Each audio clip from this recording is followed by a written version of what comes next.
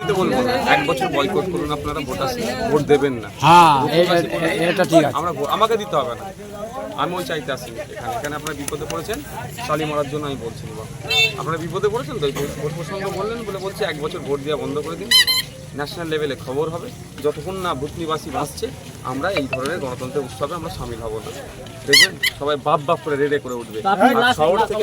শহর থেকে গ্রাম এটা ওই জন্য বেশি এই আওয়াজ আপনাদের চিৎকার শুনতে পাচ্ছে না। তো চিৎকার শোনাতে গেলে আপনাদেরকে ওই পদ্ধতি অবলম্বন করতে হবে। তো আপনি ভূতনিবাসী লাস্ট কি দেখুন, আমি একটা কথা বলি, আজকে এখানে এসেছি, আমার আজকে এখানে প্রোগ্রাম ছিল হরিশ্চন্দ্রপুরে। রাজস্থানে একটা কাজে গিয়েছিল, একটা ছেলেকে পিটিয়ে মেরেছিলেন, তার বাড়ি যাওয়া, এবং মালদাতে আমার একটা প্রোগ্রাম আছে। কিন্তু আমার এখানে কাটিয়েছে আমরা এখানে আমার এখানে আসা যে বৃষ্টি আপনার জল বাড়বে শুনে এসেছি। সত্যি এখানে এসে যা কথা শুনলাম এবং এখানে অনেকের সাথে কথা বলেছি যাদের ক্ষতিগ্রস্ত, বিশেষ করে তাদের নাম্বার নিয়ে হয়েছে। আমরা আমাদের থেকে যতটা পারবো চেষ্টা করব। আমি রাজ্যের মানুষকে বলবো এতটুকুই যে ভূতনির প্রায় আপনার কথা অনুযায়ী প্রায় 3 লক্ষর কাছাকাছি মানুষজন আছে এখানে। তো এখানকার মানুষরা সত্যি ক্ষতিগ্রস্তের মধ্যে আছে, যে যার মতোভাবে এসে ভূতনিবাসীর পাশে দাঁড়ান।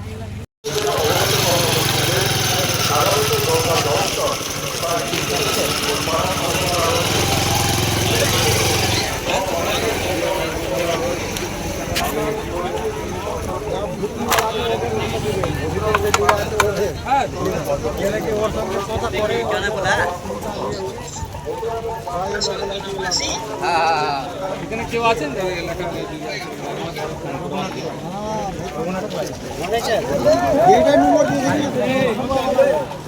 করেছে বাণিজ্যচক ব্লক প্রশাসন।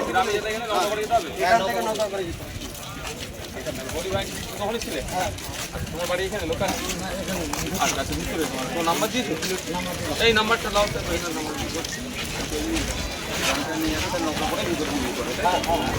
একটি জরুরি ঘোষণা, সমস্ত ভূতনিবাসীদের অবগত করানো হচ্ছে যে আগামীতে গঙ্গার জলস্তর প্রায় 2 থেকে 3 ফুট বাড়ার সম্ভাবনা রয়েছে। ভূতনির ভেতরেও জল অনেকটাই বেড়ে যাওয়ার সম্ভাবনা রয়েছে। আপনাদের প্রয়োজনীয় জিনিসপত্র নিয়ে আজকের মুক্ত করেছে বাণিজ্যচক ব্লক প্রশাসন।